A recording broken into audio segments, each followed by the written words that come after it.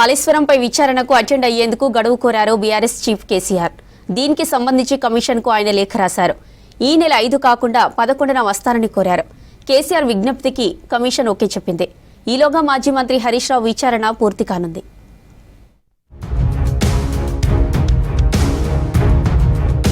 Kaleshwaram judicial commission విచారణ తేదీని మార్చాలని కోరారు మాజీ సీఎం బీఆర్ఎస్ అధినేత కేసీఆర్.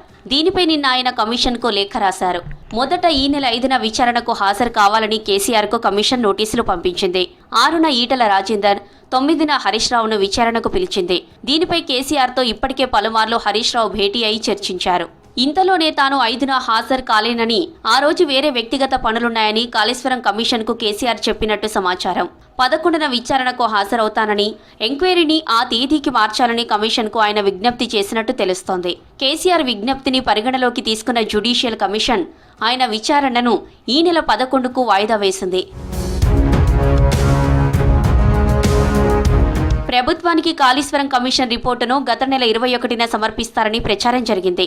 కానీ అనూహ్యంగా గత నెల 19న కమిషన్ గడువును ప్రభుత్వం మరో 2 నెలలు పొడిగించింది.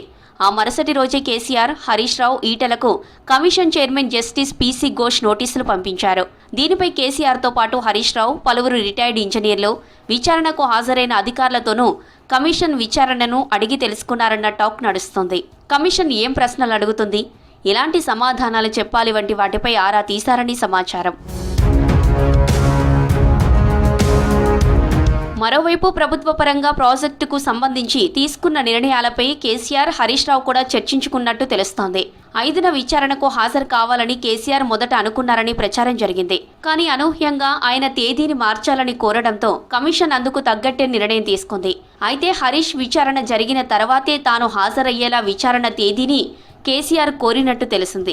హరీష్ విచారణకు ముందు వెళ్తే అసలక్కడ వాతావరణం ఎలా ఉంది, జడ్జి ఎలాంటి ప్రశ్నలు అడుగుతున్నారనే అంశాలను తెలుసుకునేందుకు వీలవుతుందని కేసీఆర్ భావించినట్టు పార్టీ వర్గాలు చెబుతున్నాయి.